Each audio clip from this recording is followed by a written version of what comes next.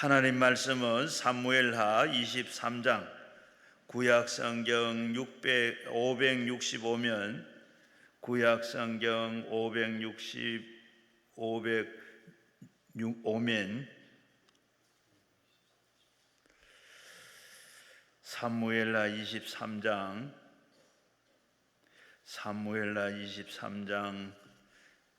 14절부터 17절까지 한 목소리로 같이 읽겠습니다. 그때에 다윗이 산성에 있고 그때에 블레셋 사람들은 요새의 베들레헴에 있는지라. 다윗이 소원하여 이르되 베들레헴에서 성문 곁 우물 곁에 누가 맹록에 마실 것을 할 것하매 새 용사가 블레셋 사람에게 진영으로 들어가게 하고 지나가서 베들레헴의 성문 곁 우물 물에 길러 가지고 다윗에게로 왔으나 다윗이 마시기를 기뻐하지 아니하고 그 물을 여호와께 부어 드리며 이르되 여호와여, 내가 나를 위하여 결단코 이러한 것을 알지 아니하리이다. 이에 목숨을 걸고 갔던 사람들은 피가 아니니까 하고 마시기를 즐거워하지 아니하니라. 새 용사가 이런 일을 행하였더라. 아멘. 오늘 이 시간은 우리 천호동 성결교회 여성삼 목사님께서 왕의 소원 오늘 이 말씀 해 주시겠는데, 이제 목사님 나오실 때 우리 오른손 들고 할렐루야로 인사하겠습니다. 할렐루야, 할렐루야. 19세기에 가장 전도를 많이 한 사람은 D.L. 무디라고 하는 사람입니다. D.L. 무디는 몇 사람을 전도했는가 하면 100만 명을 전도했습니다. 아무도 놀라는 사람이 없네요. 아무도 놀라지 않는 여러분의 모습을 보니까 제가 놀라갔습니다. D.L. 무디는 한평생 몇 명을 전도했다고요? 100만 명. 그런데 D.L. 무디가 나가서 말씀을 전하기 전에 반드시 훌륭한 성악가가 나와서 찬양을 했는데, 생키라고 하는 가수가 찬양을 하면 마음의 문이 열린 그 상황에서 무디가 나와서 말씀을 전할 때에 수많은 사람들이 하나님 앞으로 돌아왔습니다. 20세기에서 가장 전도를 많이 한 사람은 빌리 그레이엄 목사님입니다. 빌리 그레이엄 목사님도 D.L. 무디 못지않게 많은 사람에게 전도를 했습니다. 우리나라에 1974년도에 여의도에 오셨고 1977년도에 여의도에 왔을 때에 빌리 그레이엄 목사님이 설교했습니다. 그때의 통역은 김장환 목사님, 수원중앙침례교회 김장환 목사님이 통역을 했는데, 빌리 그레이엄 목사님이 설교하기 전에 유명한 가수가 따라와서 설교 전에 반드시 찬송을 했습니다. 조지 베버리 쉐어라고 하는 사람인데, 여러분 찬송가에 보시면 주 예수보다 더 귀한 것 없네, 이 세상 부귀와 바꿀 수 없네, 찬송가에 보면 조지 베버리 쉐어라고 하는 이름이 그 찬송가에 기록이 되어 있습니다. 찬송가의 제목이 있고 몇 장 다음에 작사자 작곡자의 조지 베버리 쉐어라고 하는 이름이 나옵니다. 그 조지 베버리 쉐어가 찬송을 부른 다음에 마음의 문이 열렸을 때에 빌리 그레이엄 목사님이 나와서 말씀을 전했어요.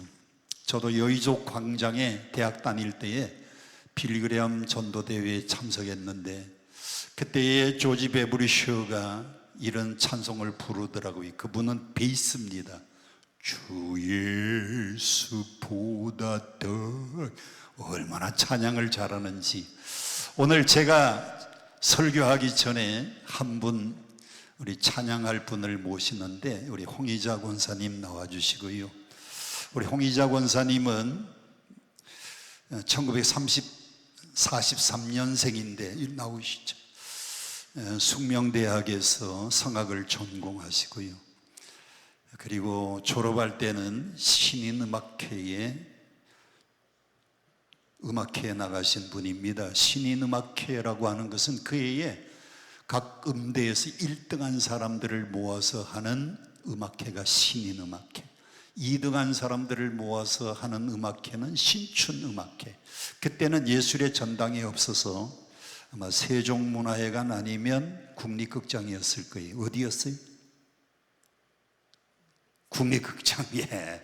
국립극장에서 노래를 하시고, 그리고 수많은 오페라에 나가서 출연을 하는 그런 찬양을 잘하신 분인데, 이제 연세가 좀 들은 걸 여러분들이 감안하시고 찬양의 은혜 받으시기를 바랍니다.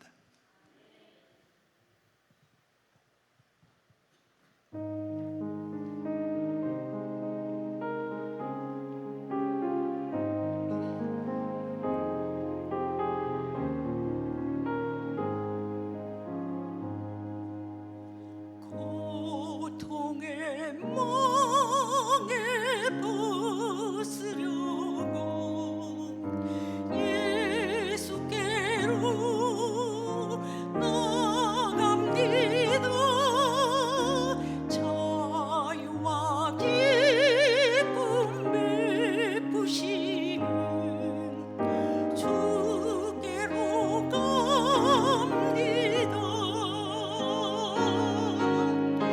병든 내 몸이 튼튼하고 빈궁한 삶이 부해지며 죄악을 벗어버리려고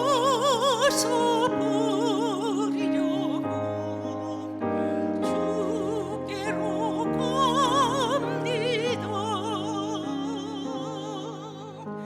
낭패와 실망 당한 뒤에 예수께로 나갑니다. 십자가 은혜 받으려고 주께로 갑니다. 슬프던 마음 위로받고 이생의 풍파 잔잔하며 영광의 찬송 부르려고 주께로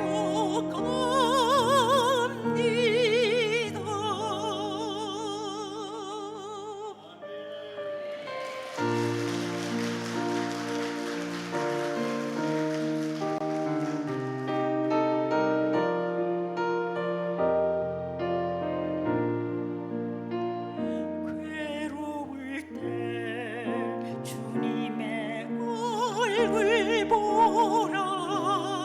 평화의 주님 바라봐라.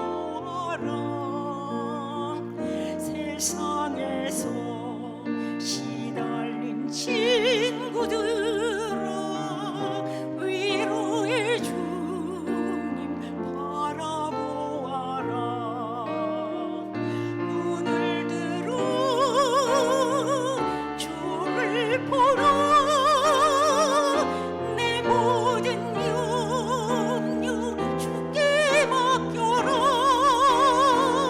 슬플 때 주님의 얼굴 보라.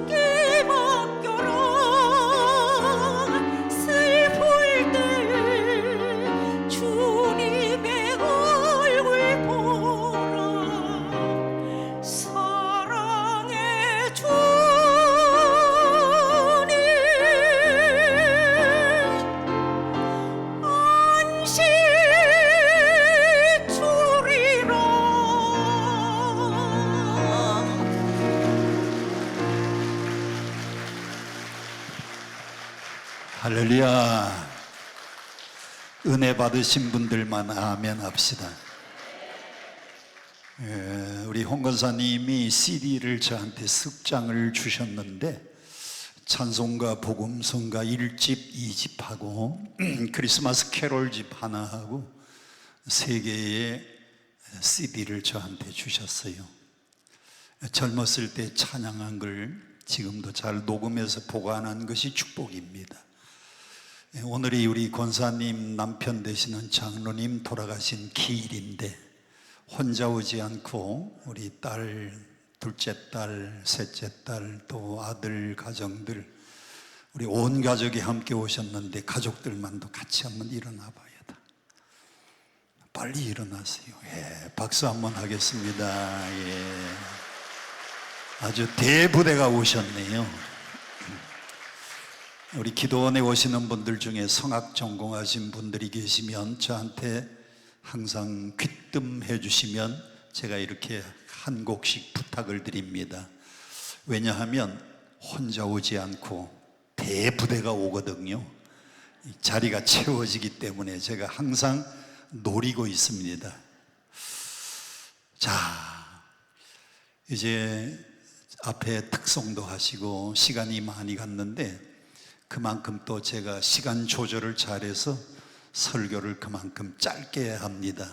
하여튼 끝나는 시간은 8시 5분에서 10분 사이니까요, 걱정하지 마세요. 자, 오늘은 사무엘하 23장 14절부터 17절 중심으로 왕의 소원이라는 제목으로 함께 은혜 나눕니다. 우리 반주자 이따가 왕이신 나의 하나님 내가 주를 높이고 설교 끝난 다음에 함께 찬양하겠습니다. 우리 방송실 그림 하나만 좀 보여주세요. 시인 나태주라고 하는 사람이 쓴 시입니다. 제목 풀꽃. 석절입니다. 자세히 보아야 예쁘다, 오래 보아야 사랑스럽다, 너도 그렇다. 들에 피어있는 들풀도 자세히 보면 예쁩니다. 오래 보면은 사랑스럽고요. 그래서 나태주라고 하는 시인은 너도 그렇다 그랬어요. 우리 옆에 있는 분을 향해서 이렇게 인사합시다. 자세히 보니까 예쁘네요. 오래 보니까 사랑스럽네요. 집사님도 그렇습니다. 권사님도 그렇습니다. 오늘 오신 모든 분들, 목사님들 많이 오셨고 전도사님들도 많이 오셨는데 여러분들도 다 그래요. 제가 여기 기도원에 설교 다닌 지가 30년이 넘는데 오신 분들 한 분 한 분 가만히 뜯어보면 다 예쁘고 아멘이 출장을 갔나 다 사랑스럽고 다 귀여운 분들입니다. 한 분 한 분 만나서 얘기해 보면 정말 존경할 만한 분들이 많이 있습니다. 자, 회귀성을 가진 동물이 있습니다. 무슨 성? 다시 한번 무슨 성? 회귀성. 옛날 살던 그곳을 반드시 찾아가는 동물들, 옛날 어렸을 때에 살았던 그 장소를 반드시 찾아가는 동물이 있는데 첫째가 연어이고요, 둘째가 비둘기고 세 번째가 사람도 그 중에 하나입니다. 저 태평양 바다에 살고 있는 연어는 알을 낳을 때쯤 되면은 수컷과 암컷이 태평양 바다에서 어디를 찾아오느냐? 동해바다를 찾아옵니다. 동해바다 중에서도 어디를 찾아가는가 하면 속초 앞바다를 찾아갑니다. 속초 앞바다 중에서도 설악산에 흘러내리는 물 내린천을 찾아서 갑니다. 그러면 그 내린천 개울에 올라가서 거기서 암컷이 먼저 알을 뿜고요, 수컷이 그 위에다가 또 알을 뿜어서 거기서 산란이 되는 겁니다. 어린 시절에 거기서 태동했던 이 연어는 물결을 따라서 속초 앞바다까지 그리고 동해바다에 나가서 저 태평양 바다에서 살고 있는데 마지막에는 반드시 자기가 살았던 그 동네를 찾아가요. 태평양 바다에서 동해바다로, 동해바다에서 속초 앞바다로, 속초 앞바다에서 자기가 태어났던 그 내린천까지 어떻게 찾아가느냐? 다 같이 한번 따라합시다. 냄새를 맡고, 냄새를 맡고, 냄새를 따라서 자기가 어렸을 때 살았던 그곳을 반드시 찾아갑니다. 두 번째가 비둘기입니다. 우리 국가에서 큰 행사를 하면 서울역 광장에서, 광화문 광장에서 큰 행사를 할 때에 비둘기를 날립니다. 비둘기는 자기가 살고 있는 보금자리를 반드시 찾아가는 겁니다. 성경에 보면 노아 홍수 사건이 있었습니다. 150일 동안 비가 40일 주야로 왔고 150일 동안 물이 창일했는데 노아가 얼마나 물이 말랐는가 알기 위해서 제일 먼저 까마귀를 내보내는데 까마귀는 돌아오지 않아요. 두 번째 날려보낸 짐승이 비둘기입니다. 비둘기는 나가서 뭘 물고 들어왔어요? 새로 막 돋아난 무슨 이파리? 감람나무 이파리, 올리브 나무의 이파리를 물고 자기가 살았던 노아의 방주로 되돌아온 겁니다. 어떻게 찾아가느냐? 비둘기가 자기의 살던 집을 찾아가는 것은 공기의 냄새를 맡고 찾아간다는 겁니다. 근데 요즘은 국가의 행사 때 비둘기 몇 마리를 날리면 그 중에 한두 마리가 자기 집을 못 찾아간답니다. 왜 못 찾아가느냐? 공기가 오염이 되어서. 여러분, 우리가 살고 있는 이 사회도 죄악으로 말미암아 오염된 사회는 우리가 영원히 살던 하나님 나라를 찾아가야 되는데 영원한 우리의 고향을 찾아가는데 방해가 되는 것이 오염된 죄악입니다. 사람도 마찬가지입니다. 사람도 어린 시절에 살았던 그 옛날의 고향, 그 옛날 땅을 우리가 언젠가는 한번 가보고 싶습니다. 어릴 때 자랐던 초등학교, 그 운동장이 참 크고 너무나도 아름다웠어요. 그래서 어린 시절에 다녔던 학교를 성장해서 찾아가 봅니다. 가보면 어린 시절에 그 넓었던 운동장이 얼마나 작고 초라하고 좁은지 몰라요. 어렸을 때에 자랐던 그 동네 앞에 냇가가 흐르고 시냇가가 흐르고 산천초목이 아름다운 그 옛날의 고향 땅을 사람은 언젠가는 한번 찾아가고 싶은 마음이 있습니다. 여러분도 있습니까? 여러분도 있어요? 예. 그래서 고향을 그리워하는 그 마음을 우리는 뭐라고 하는가 하면 향수라 그래요. 향수.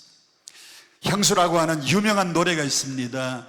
서울대학교 교수였던 박인수 씨하고 테너, 그리고 대중가수 이동원 씨가 함께 불러서 히트한 노래가 향수입니다. 넓은 들 동쪽 끝으로 옛이야기 지절되는 실개천이 휘돌아 나가고 얼룩배기 황소가 게으른 울음을 우는 곳, 그곳이 차마 꿈엔들 이칠이야. 어린 시절에 살았던 고향이 얼마나 그리운지 그곳이 차마 꿈엔들 잊을 수 없는 곳이라는 것이 향수라고 하는 노래의 가사입니다. 그 시는 유명한 정지영 씨가 쓴 시입니다. 아주 유명한 시인이 쓴 시에다가 몇 사람이 작곡을 해서 노래를 불렀는데 앞에 불렀던 노래는 히트하지 않았어요. 그런데 마지막에 박인수 그리고 이동원 씨가 불렀던 그 노래는 히트를 했습니다. 사람은 영원한 고향을 찾아보고 싶은 어린 시절의 추억이 있는 거예요. 자, 오늘 본문의 주인공은 누군가 하면 다윗이라고 하는 사람인데 다윗에게도 어린 시절의 추억이 두 군데가 있었습니다. 첫 번째는 다윗이 어린 시절에 뛰어놀면서 아버지 이새의 양무리를 쳤던 베들레헴 들판입니다. 아버지 이새가 양치는 사람이었어요. 그래서 아버지의 양떼를 아들 8번째 아들 다윗이 그 양떼를 이끌고 아침부터 저녁까지 이리로 저리로 다니면서 베들레헴 들판에서 풀을 따라서 시내를 따라서 하루 종일 양을 쳤던 곳이 베들레헴 들판입니다. 지금은 이 베들레헴 들판을 가보면 목자들의 들판이라고 얘기합니다. 목자들의 들판. 다윗이 어린 시절에 여기서 뛰어놀던 추억이 있었기 때문에 그가 쓴 시가 시편 23편입니다. 여호와는 나의 목자시니 내가 부족함이 없으리로다. 그가 나를 푸른 풀밭과 잔잔한 시내로 나를 인도하시는도다. 내가 사망의 음침한 골짜기를 다닐지라도 해반음을 두려워하는 것 하지 않는 것은 주께서 나와 함께 하심이라. 주의 지팡이와 막대기가 나를 안위하시나이다. 여러분, 다윗이 어떻게 이 아름다운 시편 23편을 썼는가 하면 어린 시절에 그 들판에서 양무리와 함께 뛰어놀던 추억이 쌓였기 때문에 다윗은 시편 23편을 멋지게 시를 쓸 수가 있었어요. 다윗의 어린 시절의 추억은 또 한 군데가 있는데, 하루 종일 양들과 함께 베들레헴 들판에서 뛰어놀다가 보면, 여러분, 팔레스타인의 기후는 굉장히 메마르고 낮에는 뜨겁습니다. 낮에는 태양이 얼마나 장렬한지 태양이 뜨거워요. 하루 종일 들판에서 양무리를 치다가 보면 목이 마릅니다. 그 목마를 때에 다윗은 베들레헴 들판에 우물 하나가 있는데, 이 우물을 지금도 베들레헴 우물이라고 말하기도 하고요, 지금도 다윗의 우물이라고 이야기를 합니다. 여러분, 이 우물을 마시면 우물물이 시원하고요, 달짝지근하고요, 물이 얼마나 맛있는지 몰라요. 이 세상에서 제일 맛있는 음식 중에 제일 맛있는 음식은 물맛입니다. 동의가 되시는 분들은 아멘 하시고요. 여러분, 물이 없으면요 일주일을 못 삽니다. 공기 못 마시면 5분 만에 죽고요, 물 없으면 일주일 만에 죽어요. 음식 먹지 않으면 40일 만에는 누구든지 밥 먹지 않으면 다 죽는 겁니다. 물이 우리가 먹는 음식 중에 최고 소중합니다. 사람의 몸 안에도 소중한 액체가 3가지가 있는데, 피와 땀과 눈물입니다. 피는 생명이고요, 눈물은 우리의 감정의 표현이고, 땀은 신성한 노동을 할 때에 이마에서 흐르는 것이 땀이기 때문에 땀은 노동의 상징입니다. 그런데 이 모든 액체가요, 물 없으면은 더 이상 생명을 유지할 수 없는 거예요. 정말 베들레헴 들판에 있던 이 우물물은요, 얼마나 맛있고 시원하고 달짝지근한지 어린 시절에 이 우물물을 먹고 자란 사람이 다윗입니다. 우리나라에도 3대 우물이 있습니다. 우리나라의 3대 우물 아시나요? 우리나라의 3대 우물, 첫 번째는 연희동에 있습니다. 연희동에 가면 장희빈 우물이라고 있어요. 2조 숙종대왕 19대 임금이 숙종대왕이 사랑했던 여인이 장희빈인데, 장희빈이 교만하고 아주 오만방자해서 마지막에는 쫓겨났습니다. 쫓겨나서 연희동에서 살 때에 그 우물물에 가서 물을 길어다가 마셨는데, 지금도 연희동에 가면 장희빈 우물이라고 팻말이 꽂혀 있고요, 지금도 그 우물이 보존되어 있어요. 제가 이렇게 설교하면 또 인터넷에 쳐가지고 장희빈 우물 그리고 연희동 쳐서 한 번씩 다녀오는 분들이 있는데, 믿으세요, 가면 있습니다. 두 번째, 우리나라의 유명한 우물 중에 두 번째 우물은 전주에 가면 한옥마을이 있는데 거기에 쌍샘 우물이 있습니다. 이 쌍샘 우물은 누구하고 연관된 우물인가 하면 이성계하고 연관된 우물입니다. 이성계가 그리로 지나가다가 샘이 2개가 나란히 있는데, 그래서 이름을 쌍샘이라고 붙였는데, 그리로 지나가다가 물을 마시니까 얼마나 시원하고 얼마나 차가운지 너무너무 좋아서 쌍샘 우물이라고 이름을 붙였는데, 얼마 동안 사람들이 쓰지 않아서 그 우물이 못 쓰게 되었는데 얼마 전에 다시 복원을 해놨습니다. 여러분들이 전주 한옥마을에 가면 쌍샘 우물을 한 번씩 찾아가 보세요. 세 번째 우리나라의 유명한 우물 중에 하나는 강화도에 있습니다. 서울에서 김포공항을 지나서 김포시를 지나서 강화도에 들어가다 보면 찬우물이라고 하는 우물이 있어요. 강화도의 찬우물. 이 강화도의 찬우물은 언제 유명해졌는가 하면 우리나라에 철종 임금이라고 있습니다. 철종 임금이 강화도에 유배를 갈 때에 서울에서부터 쫓겨나가서 걸어서 거기까지 가다가 보니까 너무 목이 말랐어요. 그 물을 마시니까 얼마나 시원하고 차가운지 우물도 이름을 찬우물이라고 이름을 붙여놨는데, 여러분 우리나라의 장희빈 우물, 쌍샘 우물, 그리고 강화도의 찬우물 이상으로 달고 시원하고 맛있는 우물이 다윗에게는 베들레헴 성문 곁에 있는 우물물이었습니다.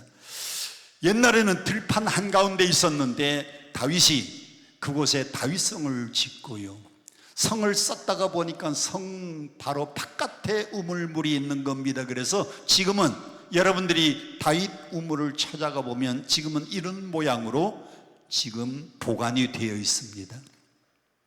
자, 그런데 문제는 오늘 본문 말씀 14절에 보니까, 그런데 문제는요, 다윗이 지금은 그 우물물을 먹고 싶은데 먹을 수가 없다는 겁니다. 왜 먹을 수가 없느냐? 14절 다 같이 함께 큰 소리로 시작. 그때에 다윗은 산성에 있고 그때에 블레셋 사람의 요새는 베들레헴에 있는지라. 블레셋이 쳐들어와서 진을 치고 있는데 다윗은 산성, 다윗성, 예루살렘 성곽에 있는 다윗성에 있었는데 블레셋 사람들이 쳐들어와서 베들레헴 우물물 옆에 진영을 치고 요새를 만들고 있었습니다. 두 나라가 격하게 싸우고 있는 전쟁 중인데 그 우물물을 먹고 싶은데 먹을 수가 없는 거예요. 누구 때문에? 블레셋 군인들이 진을 치고 있으니까. 그래서 다윗이 혼자말로 이렇게 독백을 읊고 있습니다. 15절 말씀 큰 소리로 함께 봉독합니다. 시작. 다윗이 소원하여 이르되 베들레헴 성문 곁 우물물을 누가 내게 마시게 할까? 그냥 혼자 독백을 읊고 있는 겁니다. 자, 내가 어렸을 때에 아버지 이새의 양떼를 치면서 베들레헴 들판을 뛰어다니다가 그 뜨거운 태양을 피해서 시원한 물을 먹고 싶을 때 가서 마셨던 그 베들레헴 성문 곁에 있는 우물물, 누가 가서 좀 키워오면은 내가 마실 수가 없을까? 혼잣말로 그냥 독백을 읊고 있는 거예요. 한번 따라합시다. 혼잣말. 그냥 어린 시절의 추억이 생각이 나서 혼잣말로 다윗이 그렇게 읊조리고 있는 겁니다. 자, 그런데 여기서 세 용사가 등장을 했어요. 몇 사람의 용사? 세 사람의 용사가 나타났습니다. 성경 16절 상반 부분을 함께 봉독하겠습니다. 시작. 세 용사가 블레셋 사람의 진영을 돌파하고 지나가서 베들레헴 성문 곁 우물물을 키로 가지고 다윗에게로 왔다는 겁니다. 몇 사람의 용사? 세 용사가 누구의 진영을 돌파해서 16절 블레셋 사람의 진영을 돌파라고 했어요. 돌파. 그 우물물을 키로 오려고 하면 블레셋 사람들이 진영을 치고 있기 때문에 블레셋 진영을 뚫고 들어가서 물을 키러 와야 되기 때문에 돌파라고 하는 단어는 가서 우물물을 키러 오다가 블레셋 군대를 마주치면 싸워야 됩니다. 여러분, 전쟁에 나가서 싸우는 전투는 이길 수도 있고 질 수도 있어요. 더구나 몇 사람의 용사가 우물물을 키러 오기 위해서 나섰습니까? 세 사람. 블레셋 사람들은 많은 군대가 진을 치고 있는 곳입니다. 적진 한가운데 들어가야 우물물을 가서 길어올 수 있는데 싸우다가 죽을 수도 있고 전사할 수도 있어요. 그런데 새 용사가 베들레헴 성문 곁에 있는 우물물을 길어가지고 올 때에는 뭘 걸어야 되느냐? 목숨을 걸어야 돼요. 뭘 걸어야 돼요? 목숨을 걸어야 돼요. 적군은 많고 우리는 세 사람밖에 안 되는데, 그것도 저 사람들은 진을 치고 있는 적진 한가운데 있는 우물물인데, 그 우물물을 길어오기 위해서는 싸울 수도 있고요, 싸우다가 전사할 수도 있고 죽을 수도 있는데 세 사람은 목숨을 걸었어요. 이 세상의 모든 일은 목숨 걸면 안 되는 일이 없어요. 다 같이 한번 따라 합시다. 목숨을 걸면 안 되는 일이 없다. 공부하는 학생이 목숨 걸고 공부하면 공부 잘합니다. 사업하는 사업가가 자기 사업에 목숨을 걸면 사업 잘할 수 있습니다. 저도 40년간 목회하다가 이제 은퇴하고 교회에서 원로 목사로 추대가 되었는데, 목회하는 목사님이요, 목회에 목숨을 걸어야 돼요. 사람이 무슨 일을 하든지 목숨을 걸면 안 되는 일이 없어요. 여러분, 성경에도 그렇고 우리의 역사도 마찬가지입니다. 임진왜란 때에 일본은, 외적은 300척의 배를 몰고 우리나라를 쳐들어왔습니다. 그때 우리나라는 당파 싸움을 하느라고 이순신은 좌초가 되어서요, 옥에 갇혀 있고, 그리고 일본에게 패전을 해가지고 12척 배밖에 없었어요. 여러분, 명랑이라고 하는 영화를 보셨나요? 그런데 12척밖에 안 되는 이 배를 가지고 이순신 장군은 목숨을 걸고 명랑해전에 참여를 합니다. 그때 임금님에게 이렇게 보고를 드립니다. 저는 명랑이라고 하는 영화를 보고 굉장히 감동을 받았어요. 여러분, 사람들이요, 설교에는 은혜 받는 것이고요, 그리고 영화를 볼 때에는 감동을 받는 건데, 자, 어느 대목에서 감동을 받았느냐? 이순신이 12척밖에 안 되는데도 임금님에게 이렇게 보고합니다. 전하, 신에게는 아직도 12척의 배가 남아 있습니다.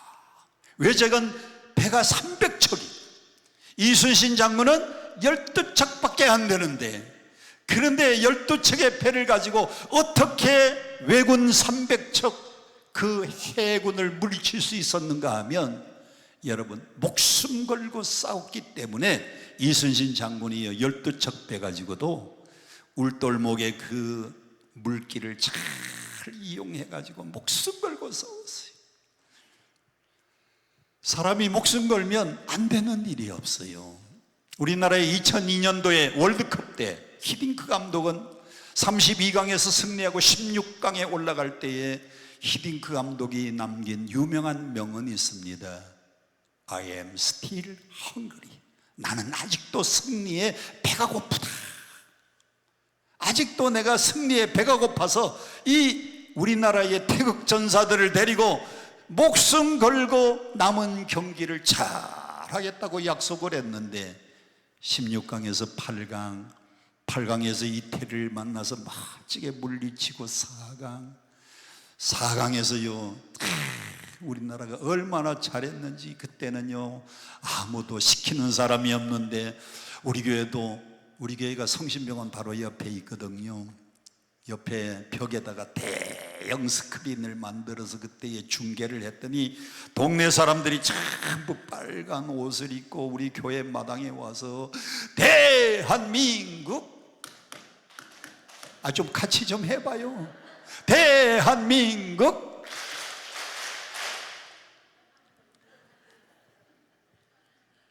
목숨 걸면 안 되는 일이 없어요. 온 국민들의 그 성원을 어떻게 그렇게 잘 끌어냈는지, 히딩크 감독이요, 리더십이 참 대단해요. 제가 기독교 국가가 아닌 사회주의, 옛날에는 공산주의 국가 그러는데 사회주의 국가에 가서는 설교를 못합니다. 그래서 뭐라고 하냐면 인터내셔널 리더십 강의를 한다 그래요. 인터내셔널 리더십 강의를 한다고 하면서 리더십에는 세 종류가 있는데 첫 번째 리더십은 카우보이형 리더십이 있다.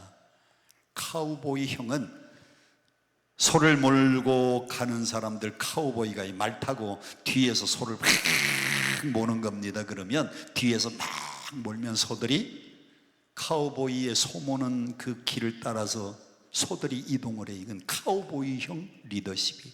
두 번째는 셰퍼드 스타일의 리더십이 있다. 목자가 앞에서 가면 양들이 뒤따라가는, 이건 두 번째 리더십입니다. 근데 세 번째 좋은 리더십이 있는데 그것은 서번트 스타일의 리더십이라고 얘기합니다. 그건 성경에, 그때는 성경 그래요. 사회주의 국가지만은 성경에, 왜냐하면 성경은요 전 세계에서 가장 많이 발행하고 전 세계에서 가장 많이 팔리는 책이거든요. 전 세계에서 제일 많이 팔리는 책을 우리는 베스트셀러라고 하는데 전 세계 최고의 베스트셀러가 성경이니까, 성경에 보면 예수님은 제자들의 발을 종의 모습으로 씻어주고 섬겼는데 가장 좋은 리더십은 서번트, 종의 형태의 리더십이라고 하면서 예수님은요 그렇게 많은 사람을 섬겼는데 결국은 예수님의 목적이 뭡니까? 십자가에 달려서 온 인류를 구원하기 위하여 자기의 목숨을 대속물로 내어주는, 자기의 목숨을 걸고 이 땅에 와서 사명을 감당했기 때문에 예수님은 승리의 스승이 될 수 있었습니다. 여러분, 이 세상에요 목숨 걸면 안 되는 일이 없어요. 어떻게 새 용사가 베들레헴 성문 곁에 있는 우물물을 키러 올 수 있었느냐? 뭘 걸었기에? 목숨을 걸었기에. 오늘 여러분들이 무슨 일을 하는지 저는 모릅니다. 사업하는 분은 사업하는 일에, 공부하는 학생들은 공부하는 일에, 주부들은 자기의 가정을 다스리는 일에 여러분이요 목숨을 걸어야 돼요. 다 같이 한번 손을 들어보세요. 무슨 일을 하든지, 제가 그렇게 얘기하면 더 크게, 무슨 일을 하든지 목숨을 걸자. 목숨 걸자는 여기다 갖다 대야 돼요. 다시 한번, 무슨 일을 하든지 목숨을 걸자. 목숨 걸면 안 되는 일이 없어요. 두 번째, 다윗이요 목숨을 걸고 자기의 부하 세 사람이 베들레헴 성문 곁에 있는 우물물을 키러 가지고 왔는데 다윗은 이 우물물을 마시지 않았습니다. 누가 베들레헴 성문 곁에 있는 우물물을 키려다가 내게 마시게 할까 혼자 독백을 했는데 세 용사가 가서 그 우물물을 키러 왔는데 다윗은 그 우물물을 마시지 않았어요. 왜 안 마셨느냐? 17절 다 같이 함께 봉독하겠습니다. 시작. 이르되 여호와여, 내가 나를 위하여 이런 일을 결단코 하지 아니하리이다. 이는 목숨을 걸고 갔던 사람들의 피가 아니니까. 그 우물물은요 다윗이 보기에는 물이 아니고 세 용사가 목숨을 걸고 가서 키러온 그 사람들의 피라는 겁니다. 피. 한번 따라 합시다. 물이 아니고 피입니다. 다시 한번, 물이 아니고 피입니다. 저는 집회 때마다, 우리 교회는 또 예배 때마다, 저희 교회는 주일날 1부, 2부, 3부, 4부 4번 예배를 드리고 있습니다. 예배 때마다 성도들이 뭘 드려요? 예배 때마다 성도들이 뭘 드려요? 헌금을 드려요. 그런데 이 헌금은 돈이 아니고 피입니다. 헌금은 뭐가 아니고? 돈이 아니고 피예요. 성도들이 이 헌금을 하나님 앞에 드리기 위해서는요 자기의 사업에, 자기의 직장에 생명 걸고 한 달 동안 열심히 일하고 한 달 동안 열심히 직장 다니면서 월급을 받아서 11조 드리고 주일헌금 드리고 감사헌금 드리고 하나님 앞에 여러 가지 선교헌금, 구제헌금을 드립니다. 마태복음 6장에 보면 19절 이렇게 기록되어 있습니다. 너희는 보물을 땅에 쌓아두지 말라. 거기는 좀과 동력에 해하며 도적이 구멍을 뚫고 도둑질하느니라. 20절 오직 너희를 위하여 보물을 하늘에 쌓아두라. 거기는 좀이나 동록에 해하지 못하고 도둑이 구멍을 뚫지도 못하고 도둑질도 못하느니라. 21절 다 같이 함께 봉독을 해볼까요? 21절 큰 소리로 시작. 내 보물이 있는 그곳에는, 보물이 있는 그곳에 뭐가 있어요? 여러분, 물질을 땅에다가 쌓아두지 말라고 했습니다. 동록에 해야 합니다. 도둑이 구멍을 뚫습니다. 우리의 보물을 어디다가 쌓아야 돼요? 하나님 나라. 여러분, 헌금은요 하나님 나라에 저축하는 겁니다. 그것은 헌금은 돈이 아니고 피입니다. 피. 저는 교회의 재정 1원이라도요 헛되게 쓰지 않았어요. 정말 뜻있게 의미 있게 값 있게 썼어요. 우리 교회가 강동구에서 두 번째 세워진 교회입니다. 그런데 저희 교회가 아직도 건축을 못했어요. 왜냐하면 그동안 제가 목회하는 동안에 중국에다가 20개 교회 지어주고, 아멘 하는 사람이 아무도 없네요. 남의 교회라고 중국에 20개 교회를 지어주고요, 인도에다가 50개 교회를 지어주고요, 태국의 할렐루야 축구 센터라에 거기 스포츠 센터 거기에 선교관을 제가 다 지어주고요, 볼리비아의 선교센터, 그리고 케냐의 LLI 초등학교, 그리고 나이로비 신학대학, 전 세계에 우리 교회가 얼마나 많은 선교센터, 다른 나라의 교회들을 건축해 주었는지 그 돈이면 명성교회 10배만큼 제가 우리 교회를 지을 수가 있었는데, 저희 교회는 밖으로 다 선교하고 구제하고 도와주고, 왜냐하면 헌금은 돈이 아니고 뭐니까? 피니까. 나는 이 피와 같은 이 물을 내가 마시지 못하겠습니다. 그래서 다윗은 세 번째로 그 물을 어떻게 했습니까? 하나님 앞에 부어드리는데, 여러분 그림 하나 잠깐만 보겠습니다. 목숨을 건 새 용사의 충성입니다. 주님, 이 물은 제가 어찌 감히 마시겠습니까? 이것은 목숨을 걸고 다녀온 새 용사의 피가 아닙니까? 피. 이게 물이 아니고 피라는 겁니다. 여러분, 새 용사는 왜 목숨을 물에다가 걸었습니까? 이유는 딱 하나예요. 새 용사가 이 물에 목숨을 걸고 갔다 키로운 이유는 왕의 소원이기 때문에 그렇습니다. 이제는 다윗은 베들레헴 들판에서 양치는 목동이 아니고 이스라엘의 사울 임금 다음에 두 번째 왕이었습니다. 그가 소원하는 것이 왕의 소원이니까 새 용사가 목숨을 걸고 가서 키워온 겁니다. 자, 그러면 그들에게는 다윗이 왕이었는데 오늘 여러분의 왕은 누구십니까? 여러분들의 왕은 누구십니까? 성경 시편 74편 12절 말씀 함께 봉독하겠습니다. 시작. 하나님은 예로부터 나의 왕이시라 사람에게 구원을 베푸셨나이다. 시편 84편 3절 다 같이 함께 봉독합니다. 시작. 나의 왕 나의 하나님 만군의 여호와여, 주의 제단에서 참새도 채집을 얻고 제비도 새끼 둘 보금자리를 얻었나이다. 다윗은 언제나 하나님을 향하여 나의 하나님 나의 왕, 나의 왕이라는 거예요. 오늘 여러분의 왕은 하나님이십니다. 신약 성경도 함께 보겠습니다. 디모데전서 6장 15절입니다. 시작. 하나님은 복되시고 유일하신 주권자이며 만왕의 왕, 만주의 주, 영어로 표현하면 King of Kings, 왕 중의 왕이시고 Lords of Lords, 여러분 만주의 주시고 만왕의 왕입니다. 요한계시록 19장에 마지막 주님이 구름 타고 재림을 하실 때에 많은 성도들이 흰옷을 입고 백마 타고 오시는 주님의 뒤를 따르면서 그에게 높이 찬양과 영광을 올려드릴 때에 하는 말이 요한계시록 19장 16절입니다. 다 같이 함께 봉독합니다. 시작. 그 옷과 다리에 이름을 쓴 것이 있으니 만왕의 왕이요 만주의 주라고 했습니다.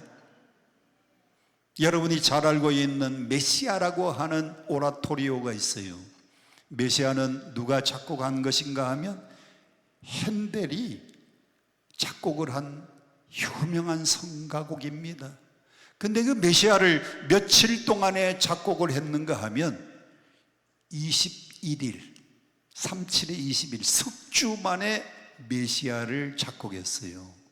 여러분, 메시아 그러면 44번 합창밖에 기억이 안 나지요. 할렐루야 할렐루야 할렐루야 할렐루야 할렐루야 할렐루야 할렐루야. 오늘은 설교 안 하고 노래만 할까요? 여러분은 메시아 그러면 44번 합창만 얘기하는데 합창곡 중에서는요 정말 더 훌륭한 곡이 있어요. 53번 죽임당한 어린 양. 그거 힘듭니다. 저희 교회에서는요 임마누엘 성가대가 그 메시아를요 얼마나 많이 연주했는지 거의 다 신자들이 다 외우고 있어요.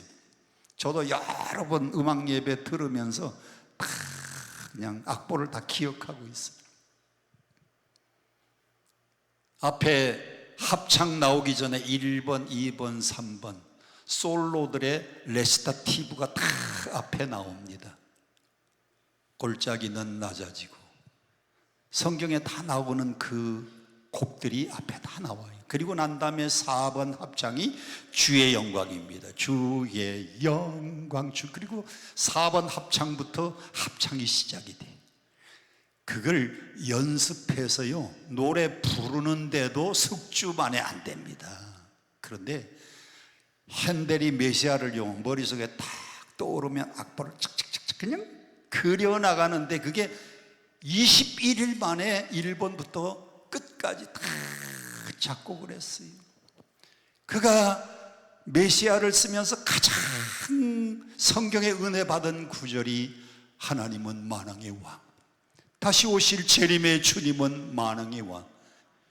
여러분, 메시아는요 1부 예수님의 탄생, 그리고 2부 예수님의 십자가의 죽음, 그리고 3부 부활과 다시 오실 재림을 노래하는데 그 중에서요 44번 합창이 왜 유명한가 하면 할렐루야 할렐루야 할렐루야 할렐루야, 부활의 주님이 다시 찬송 일어나시고 부활하셨다가는 노래를 부를 때예요. 초연 때에 영국의 국왕이 앉아있다가 벌떡 자리에서 일어났어요. 얼마나 감동적인지. 그래서 만왕의 왕, 만주의 주. 44번 합창이 King of Kings, 왕의 왕, 그게 나오기 때문에 유명한 거예요. 여러분, 오늘 여러분과 저의 왕은 하나님이십니다. 다 같이 한번 따라합시다. 하나님은 나의 왕이십니다. 하나님이 우리의 왕이니까 그분의 소원을 들어드려야 되지 않아요? 그분이 원하시는 일이면.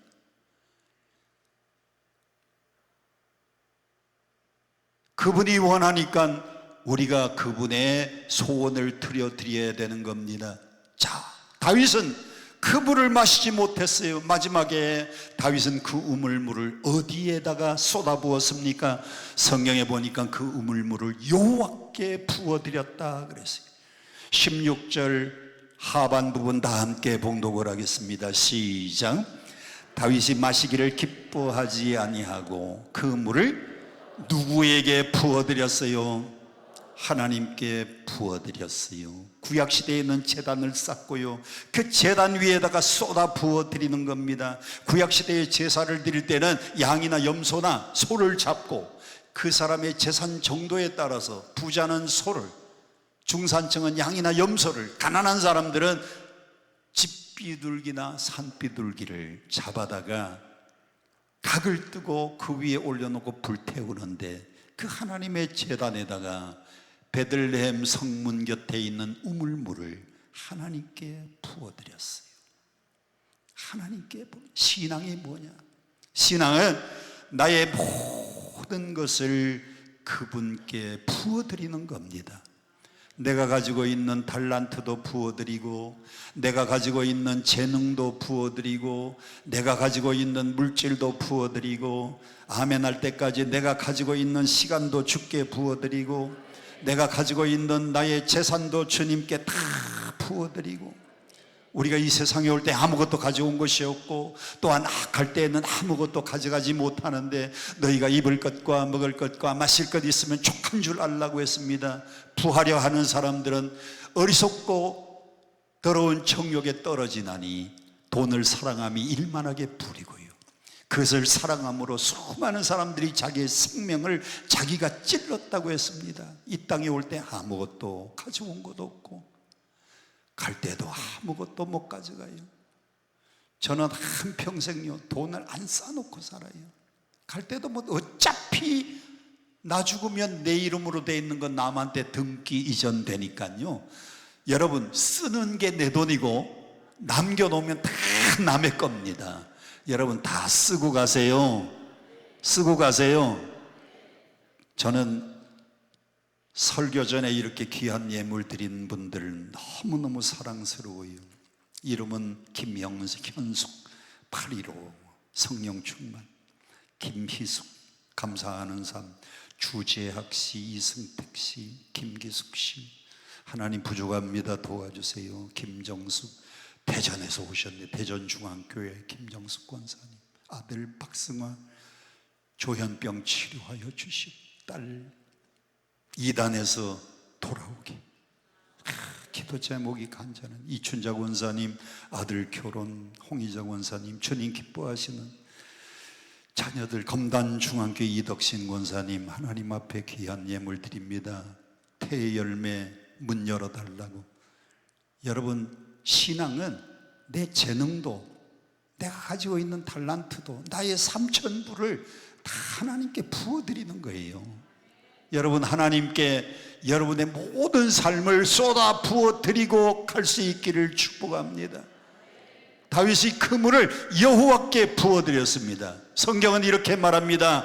요한계시록 2장 10절, 죽도록 충성하라, 그리하면 내가 생명의 면류관을 내게 주리라. 이 땅에서 내 생명도 내 재산도 나의 재능도 노래 잘하면 하나님 앞에 찬양으로, 얼굴 좀 예쁜 사람들은 교회에서 안내위원으로, 그것도 못하는 사람은 주차봉사로, 아무것도 없어도요 음식 잘하는 솜씨가 있으면 교회 식당봉사로. 아유 목사님, 식당봉사 하찮은 것이고, 주차봉사 그거 아유 바깥에 뜨거운데 하찮은 것이고, 여러분 교회의 일은요 다 하찮은 거예요.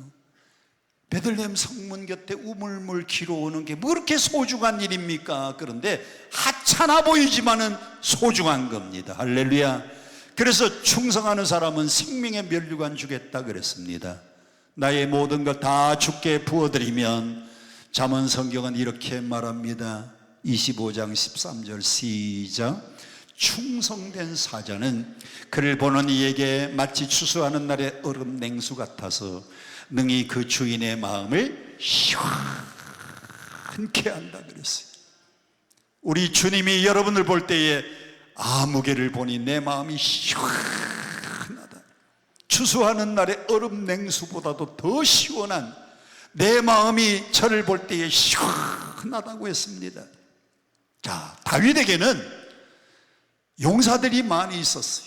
다윗의 용사가, 뛰어난 용사가 적어도 30명은 있었다고 소개합니다. 13절에 다윗의 용사 30명 중에는 어떤 용사가 있었느냐? 8절, 한 번 800명을 한꺼번에 죽인 요셉 바세벳이라고 하는 사람도 있었고요.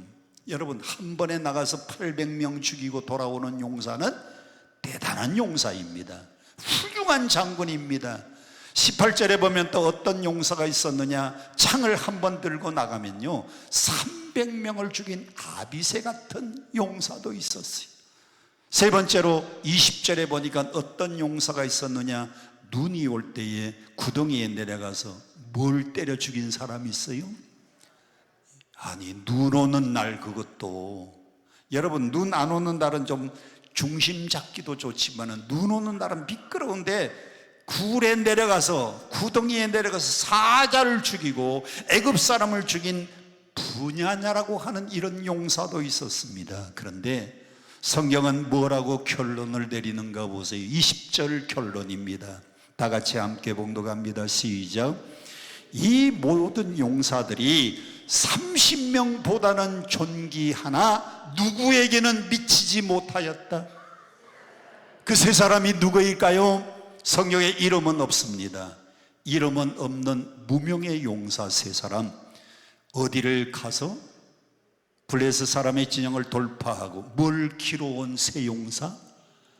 베들레헴 성문 곁에 있는 우물물을 길어다가 임금님께 갖다가 바친 이 세 사람에게는 어느 누구도, 800명을 한꺼번에 죽인 용사도, 창을 들어 300명을 죽인 아비새도, 눈이 올 때에 사자도 죽이고 애굽 사람을 죽인 분이냐도 훌륭하기는 하지만은 세 용사에게는 미치지 못하였다 그랬어요. 여러분, 성경은 이 세 사람의 용사를 가장 높이 평가합니다.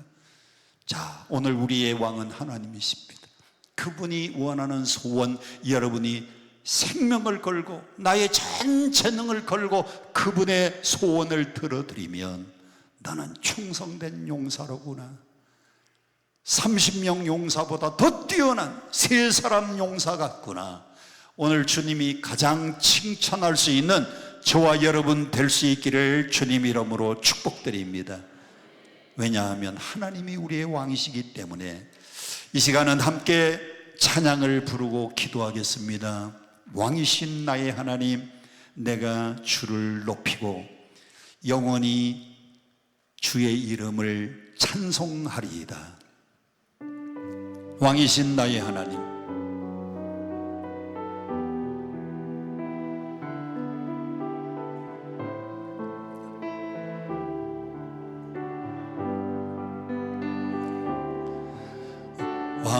왕이신 나의 하나님, 내가 주를 높이고 영원히 주의 이름을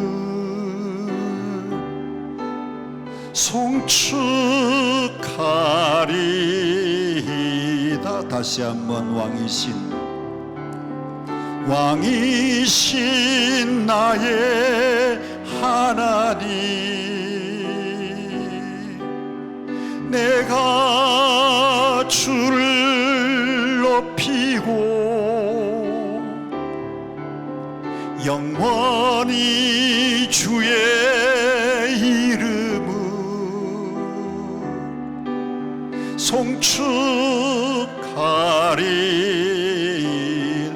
두 손 들고 다시 한번 왕이신 나의 하나님, 왕이신 나의 하나님, 내가 주를 높이고 영원히 주의 이름을 송축하리. 마지막 한 번만 더 부릅시다. 두 손을 가슴에 올려놓고 왕이신 나의 하나님, 내가 주를 높이고 영원히 주의 이름을 송축합니다.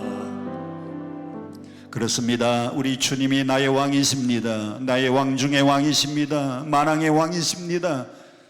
여러분, 그분이 원하시는 소원인데 우리가 들어야 되지 않겠습니까?